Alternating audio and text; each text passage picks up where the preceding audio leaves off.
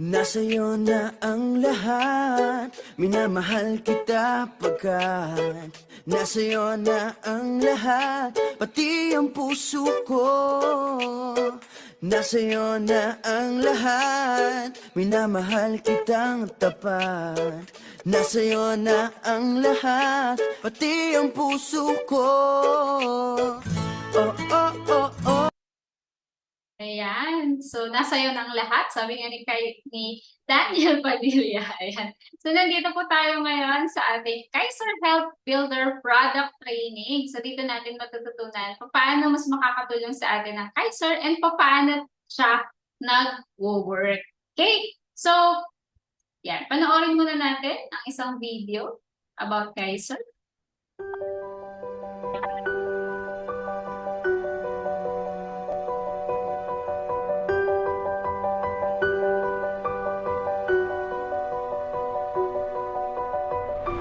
Nagustuhan ko yung Kaiser kasi talagang ang tagal ko nang naghahanap, no? Ang daming healthcares na ibinida sa akin at sa pamilya ko, pero lahat binusisi ko talaga at isa talagang nakapasa sa akin ay ang Kaiser. Imagine, no? You are insured and you have an additional retirement. Pagtanda mo, hindi ka lang aasa sa gobyerno na retirement, no? Meron ka pang Kaiser Healthcare na kaagapay. Kaiser, nasa iyo na ang lahat.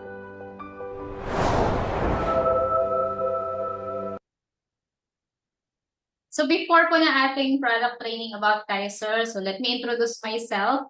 I'm your coach for today. I am Grace Acuzar. So isa po ako sa mga CEO Marketing Directors dito sa IMG, our International Marketing Group. So 9 years na po tayo na member dito sa IMG. So dati rin po akong empleyado as a Business Intelligence Analyst. But 5 years, almost 5 years na po ako sa full-time financial coach dito sa IMG, isa rin po tayong life insurance underwriter and certified associate financial planner. So ngayon si Kaiser naman ang pag-usapan natin. So who we are? Sino ba talaga si Kaiser? So Kaiser International Health Group is a premier health maintenance organization. So or mas kilala natin sa tawag na HMO. So nagpo-provide po tayo ng quality healthcare, no, sa maraming mga clients, no? And tayo po ay founded June 8, 2004. Tapos, of course, certified by Department of Health or DOH and the Insurance Commission, and then nag-operate July 26, 2004. So, ang President and Medical Director po natin si Dr. Lea Wee Yolo. So, 20 years na po ang Kaiser. Ayan. So, matatag na rin po and nagbibigay talaga tayo ng quality healthcare products sa ating mga clients and members. So, meron po tayong access sa mga doctors, hospitals, and clinics nationwide. And of course, meron din po tayong sariling Kaiser Medical Center. So, over 12,000 po yung affiliated nating doctors, 2,000 hospital and clinics nationwide. Tapos meron po tayong 9 clinics and expanding, of course, yung ating Kaiser Medical Center. So, marireach po natin si Kaiser dito sa mga numbers na to, 24/7. And ito po yung ating mga affiliated or accredited, no, yung Kaiser sa mga hospitals na ito. So, makikita natin dyan yung mga major hospitals like St. Luke's, Makati Med, The Medical City, Asian Hospital, no? And of course, sa mga provinces, so marami rin po tayong mga affiliated na mga hospitals and clinics. So, hindi lamang po ito. These are just examples. Yeah. And of course, meron tayong, sabi ko nga, Kaiser Medical Center. So, meron po tayo sa Makati, sa Quezon City, sa SM North EDSA, sa Galleria Robinsons. Meron din tayo sa Robinsons Manila. So, yan po yung ating Kaiser Medical Center. And sa bandang south naman, so sa SM Santa Rosa, meron din tayo sa San Pablo, ayan, sa EPSA Cavite, and Visayas we have in Cebu. So, meron po tayo sa Mactan, Seaside, and SM City. So, Ayan, again, marami tayong accredited hospitals and clinics po sa buong bansa. And nakakatulong din yung mga Kaiser Medical Center natin na nasabi ko kanina. So, sino nga ba yung mga nagtitiwala na kay Kaiser? So, actually, marami na po tayo na kung saan mga government agencies and pati mga private companies na healthcare po nila si Kaiser. Healthcare provider nila si Kaiser. So, ito example, si Supreme Court, no? So, si Supreme Court po, ang healthcare provider niya is Kaiser lang naman. So, of course, Kaiser po, nag-gone through strict regulatory requirements na yan under DOH and Insurance Commission. Tapos, syempre, no? Supreme Court. So, kung sila nga talaga yung ating mga malalaking ahensya ng gobyerno, ay nagtiwala sa Kaiser. So, of course, no? Wala na tayong pagdududahan dyan. So, talagang trusted po si Kaiser as a healthcare provider. Ayan. So ano naman yung ano yung role ni Kaiser sa ating financial foundation? So Kaiser helps you build your solid financial foundation. So ito po kasi na yung tinuturo natin on how to build your solid financial foundation. So number one, para matibay talaga yung financial house mo, just like building a house talaga, no? So, dapat matibay yung pundasyon. So, healthcare po yung ating foundation. Meron tayo dapat life insurance. Dapat ma-manage natin yung utang or ma-reduce yung mga liabilities.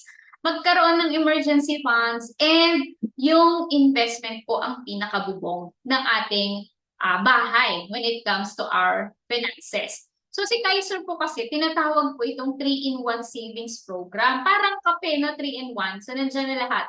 Meron tayong healthcare, meron tayong life insurance, and meron tayong investment. So meron po kasing tatlong scenario na pwedeng mangyari. Yan. So meron po tayong tinatawag na what if you die too soon. So ang solution po dyan, life insurance. What if you get sick? Ang solution po dyan ay healthcare. And what if you live too long naman? Siyempre, kailangan natin ng pera para mabuhay. So, kailangan natin ng money working for us. Diyan po pumapasok ang investment. Okay? So, ang maganda po, in one product, meron na po tayo niyan sa Kaiser.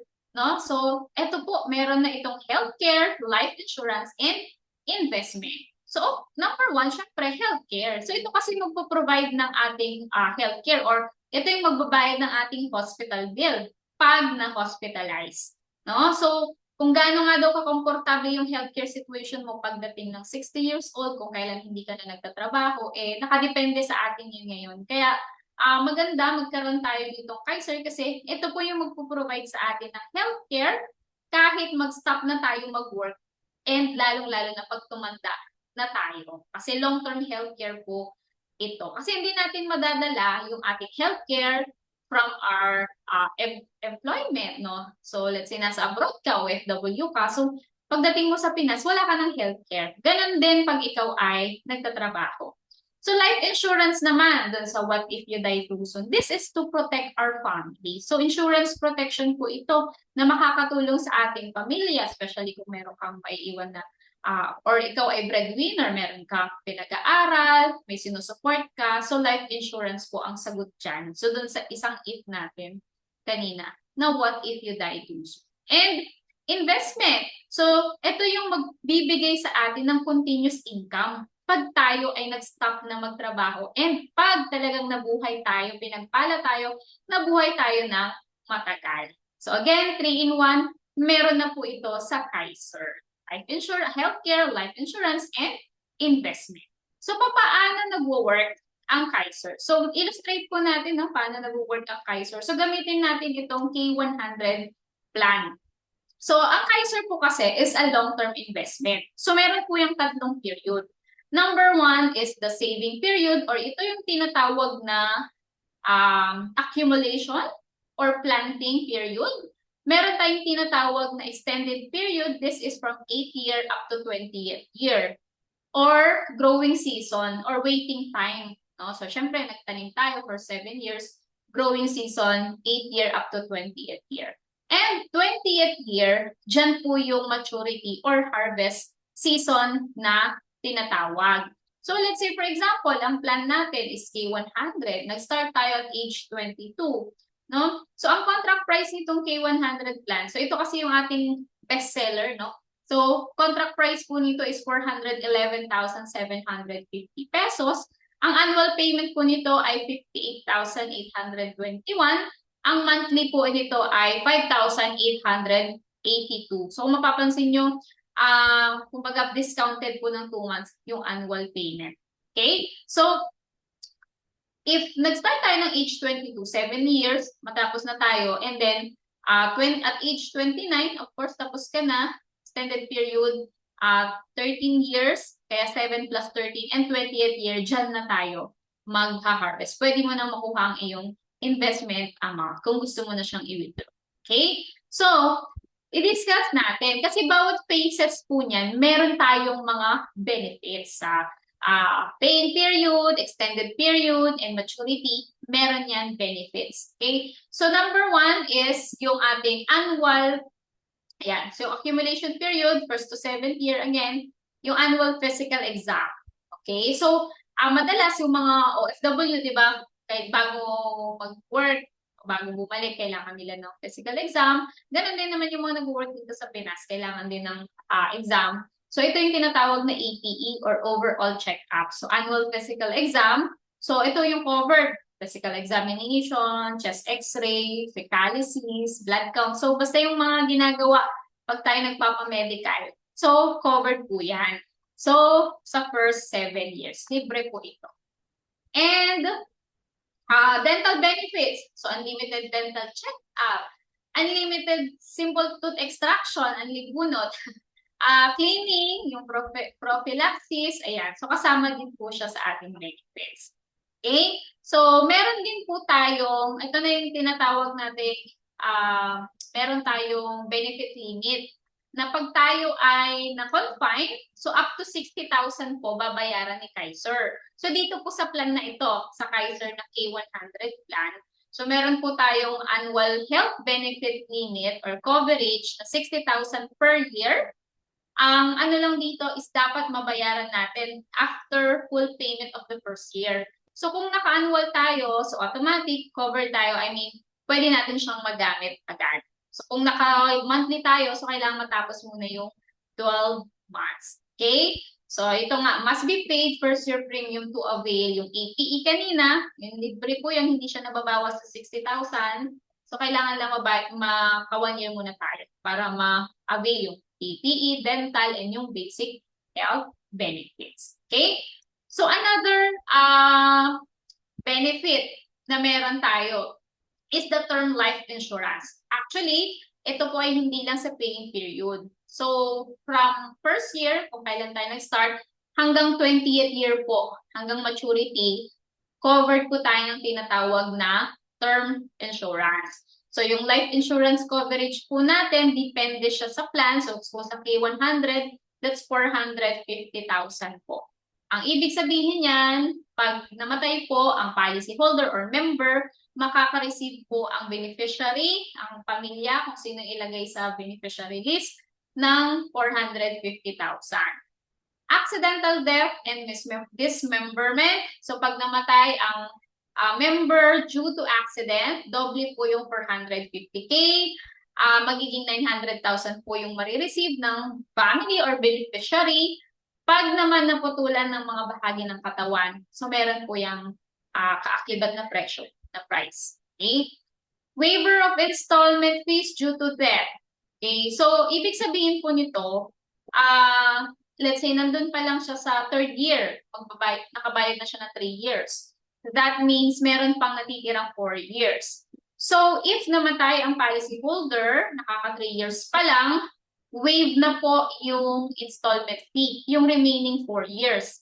Ibig sabihin, hindi na kailangang bayaran ng policy holder yung remaining, nung beneficiary, yung remaining 4 years, kasi matatransfer po yung ating Kaiser plan sa first beneficiary na ilalagay po natin. So, hindi niya na kailangang bayaran yung remaining 4 years. Good as fully paid na siya itatransfer. Siya na lang yung mag-aantay ng maturity and siya na yung may benefit, yung beneficiary. Meron din tayong tinatawag na waiver of installment due to total and permanent disability. So, pag naman disabled na talaga permanently, so hindi na niya kailangang bayaran kasi hindi niya na kayang mag-work, di ba? Hindi niya na kayang bayaran yon. So, waive na rin po siya. So, napakagandang feature po ito. Parang dito ko lang talaga siya sa Kaiser nakita yung ganito na waiver of installment na matatransfer pa sa family or sa beneficiary yung plan. So, isa po yan sa benefit talaga ng Kaiser. Okay? So, meron na bang mga nakapag-claim? Aba, syempre, meron na po mga nakapag-claim. So, nakakalungkot man, of course, mawalan ng family member, pero nakatulong po sa mga family nila yung kanilang in-avail na plan through the life insurance coverage. And of course, yung transfer po ng policy plan sa kanila. Okay? So, yan po. Marami na po tayo. So, pwede nyo po yan mag-view sa ating Facebook page ng Kaiser Health Group. Yan, sa official page. Meron din po tayong tinatawag na 85% money back or long-term care bonus. So ito yung maganda kasi ako tapos na ako sa Kaiser ko, never ko po siyang nagamit during the paying period or 7 years. Ibig sabihin kasi noon, pag hindi mo siya nagamit during the 7 years, ay meron po itong bonus, no? So parang dahil healthy ka, so meron kang bonus, no? So ibibigay po yan on the maturity. So maganda to kasi pag nasa ibang bansa ka, pwedeng hindi mo siya magamit kasi of course covered tayo sa ibang bansa, and pag may work ka dito, meron kang healthcare sa company, so hindi mo siya magamit, no? So maganda po itong benefit na ito. And ang Kaiser po natin is integrated with PhilHealth. Okay, so maganda rin na meron tayong PhilHealth kasi po sa hospital bill ay meron talagang portion na binabayaran si Kaiser. Si PhilHealth. So, before po, i-shoulder ni Kaiser yung ating hospital bill, talagang dinideduct muna yung portion ni PhilHealth. The rest po, yun yung mako-cover ni Kaiser up to the benefit limit. So, importante na active din yung ating PhilHealth. Okay? So, dito po sa ating extended period naman, no? So, tapos na tayo magpulog for the 7 years. Ano naman yung pwede nating makuha? So, ito na yung ating growing season. Dito na tumutubo yung ating pera. Kaya kung makikita niyo po dito yung mga numbers po dyan, ibig sabihin po na yan na yung mga, pag hindi natin nagamit yung ating healthcare, dito, unused healthcare benefits po, ay lumalago po ito, naka-invest po yan. Siyempre, may dividends po yan, yung meron pong kinikita yan, and nagko-compound siya. Kaya on the maturity, on the 20th year, yung maturity value po ng K100 is 1.1 million pesos. Okay. Pagdating naman sa healthcare benefits, ano naman yung mga coverage natin 8 to 20th year or dun sa tinatawag na extended healthcare period. Ayan. So, meron po tayong annual health benefit pa rin. So, kung dun sa 7 years kanina, yung 60,000 po kasi natin na healthcare limit, ayun po ay for inpatient. Okay, ibig sabihin, for confinement. Dito po, sa 8th year onwards, pwede na po dito ang check-up, meaning outpatient. Yung magpapa-check up ka, ayan. Pwede pa rin syempre ang inpatient or yung confinement. Covered na po ang pre-existing illness. Okay, dito pa lang po siya mako-cover ha, 8th year onwards. Ganon din po ang dreaded illness, maternity, may dental pa rin, kagaya kanina, and yung annual health benefit plus the additional health benefit. Okay, so sabi ko nga, yung mga pre-existing condition and dreaded condition, dito na siya covered. Ano ba yung mga pre-existing condition? So yan po yung mga sakit or injuries na meron na tayo prior to availing yung ating Kaiser. Okay? So, ang nagsasabi po pala kung yan ay pre-existing ay ang doktor, yung hospital ang nag-diagnose kasi. So, pwede kasi hindi tayo aware, pero meron pala tayong pre-existing condition. Kaya maganda habang bata pa talaga tayo is makapag-avail na tayo ng Kaiser. Okay? So, ito yung mga example ng pre-existing asthma, chronic hemorrhoids, kidney disease, ayan. So, yan po yung mga pre-existing condition. So dreaded, ibig sabihin to yung mga malalang sakit like stroke, cancer, yung mga chronic illness. So yan po yung mga dreaded illness. Covered na po siya 8 year onwards. Ayan, nandito na tayo sa maturity. Sa exciting part na tayo. So nagtanim tayo, naghintay tayo, lumago yung ating pera. Ngayon, magha-harvest na tayo dito sa maturity. Anong meron sa maturity? So, once mag-mature po yung policy ng member, entitled po siya to receive the following.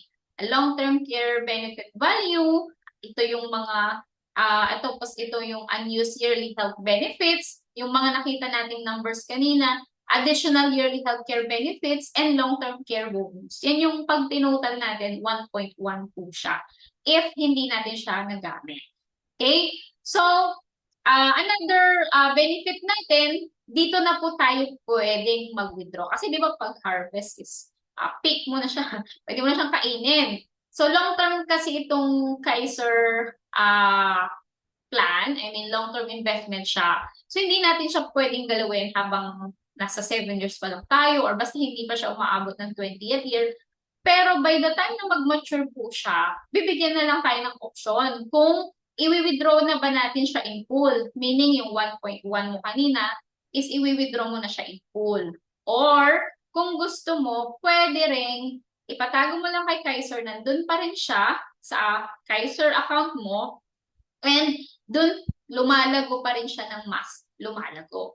No? So let's say for example, ako, magmamature yung plan ko, nasa 40s pa lang ako. So, kumbaga matagal pa yung retirement, no? So, pwede ko pa siyang iwan dyan. Kasi yun, mas lalago pa siya, mas gigain pa siya, and of course, meron pa rin akong healthcare. So, kasi, syempre, hanggat hindi mo yan wini-withdraw, may healthcare fund ka. Anything happens, hospitalized, yun yung pwede natin gamitin. Kaya nga siya tinawag na long term kasi kahit mag 60, 70, or 80 na tayo, basta meron kang Kaiser at hindi mo pa yung wini-withdraw in full, yung iyong maturity value, so meron ka pa rin healthcare. So meron kang health card. Okay? So, marami na ba din claim ng maturity? So meron na rin pong marami na pong nakapag-claim ng maturity. Paano 20 years pa lang ang Kaiser, no? So syempre, marami ding nag-avail nung unang pa lang ni Kaiser. So marami nang nag-avail. So kaya marami na rin po nakakuha ng kanilang maturity. So makikita niyo po yan sa ating Facebook page. Pinupost po dyan yung mga nakakuha na kanilang maturity value. Ayan. So, ano ba yung pwedeng plan para sa akin? That's the next question, no? Kasi of course, pinapanood mo tong video na to kasi gusto mo ring mag-avail or gusto mo ring mag-start. So now, pwede kang mag-avail, depende sa age niya, depende sa age mo, I mean, or depende rin sa kaya mong ipunin, okay? But ito nga, 10 to 40 years old, K45 and up, 41 to 50, K60 and up, and 51 to 60 years old, K75 and up. Meaning, ang minimum age na pwede mag-avail ng Kaiser is 10 years old, maximum is at age 60. Kaya kung wala ka pang 60 or let's say 60 years old ka ngayon, basta hindi ka pa nagsa 60 years old and 6 months, pwede ka pang humabol na mag-avail nitong Kaiser. So, sa plan kasi natin is, yun nga, 10 years old, pwede pa siya sa mababang plan, at least 2,647 per month or 26,000 per year. So, ito yung mga age bracket. So, habang tumataas yung age, tumataas po yung cost. Kasi nga, syempre, tumataas din yung risk ng pagkakasakit. So, 51 to 60 years old, ito na po yung minimum plan, 4,000 pesos per month na. So, dun tayo sa example natin kanina, yung K100. So, by the way, pwede ka pong mamili dito kung gusto mo siyang bayaran monthly, quarterly, semi-annual, and annual. So, ang annual po ay may discount na 2 months. So, maganda po ito kasi hindi mo na po problemahin yung every month. So, isang beses ka lang maghuhulog, 58,821 plus may policy fee lang po ito yearly na 500 pesos. So, 59,321 yearly discounted ka po ng 2 months every year. So, meaning in 7 years, 14 months po yung na-discount mo. That's more than 1 year, di ba? So, parang 6 years mo lang hinulugan si Kaiser. So, pwede rin po tinatawag na spot cash or babayaran mo na lahat in one go. Okay? So, ito po yung ating mga pwedeng pagpilian na plan. So, pwede mo itong screenshot, no?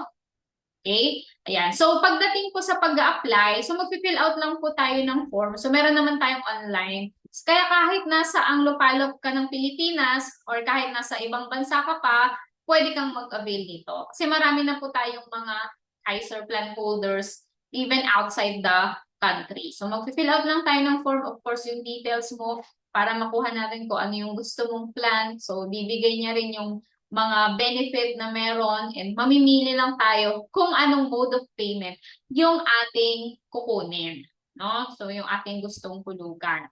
Okay? So, mag-fill out tayo ng form mo. Pag okay ka na sa plan, nakapili ka na ng plan, so mag-fill out na tayo ng form. Yung mga basic info mo like name, birthday, importante. Syempre, yung mga beneficiary natin. So, up to 4 beneficiary, pwede po tayong maglagay. And of course, meron po yung questionnaire din kung nagkaroon na ba tayo ng mga sakit before, history. So, yan. I-fill out po natin yung form na yan. Okay? And once na ma-approve po yung ating policy, magkakaroon po tayo ng ating sariling online account. Okay? So, ito nga, sa K100 plan. So, nandito po lahat yung ating details about the policy, kailan tayo nag-start, meron tayo ditong payment history, kung kailan tayo nagbayad, yung mga payments natin, beneficiary, ma-check natin, yung ating contract dito sa Kaiser. Okay? Ayan. So, ano ba yung mga naitulong talaga ng Kaiser sa ating mga policy holder na nakapag-claim na or nakakuha ng kanilang maturity? Ayan. So, panoorin natin. But, magbibigay lang ako ng dalawang testimony, but you can view it again dun sa Kaiser International Health Group na page. Makikita mo naman dun kung yun ay, yun na yung official. No? So, mayroon dun mga videos para mapanood mo. But let's play 2 videos. Ano ang naging impluensya ng Kaiser sa buhay mo? Malaking tulong to para sa amin at legit. Kung gusto niyo, subukan nyo, patunayan nyo. Kami, napatunayan na namin, kayo pa. Thank you po. Nung ma-hospital ako nagamit ko itong Kaiser. Kaya malaking pasasalamat ko at kahit paano, nakabawas ako ng hospitalization fee. Ay maraming salamat po sa Kaiser.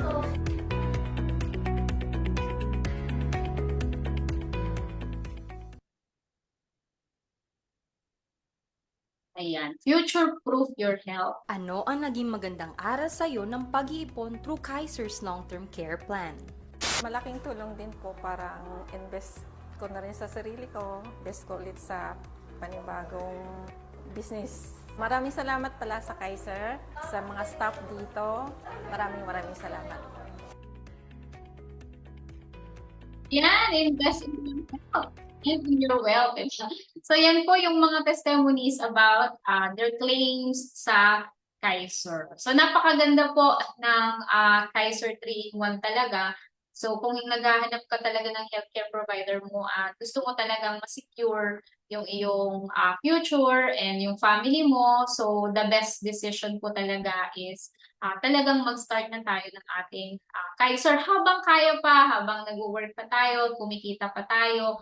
So, dapat i-secure na natin yung ating pang healthcare. So, again, maraming salamat sa panonood ng video na to. So, if meron ka pang other questions, so chat mo lang ako or pwede mo akong tawagan. So, let me know. So, again, this is your coach for today. I am Grace Acozar and see ya!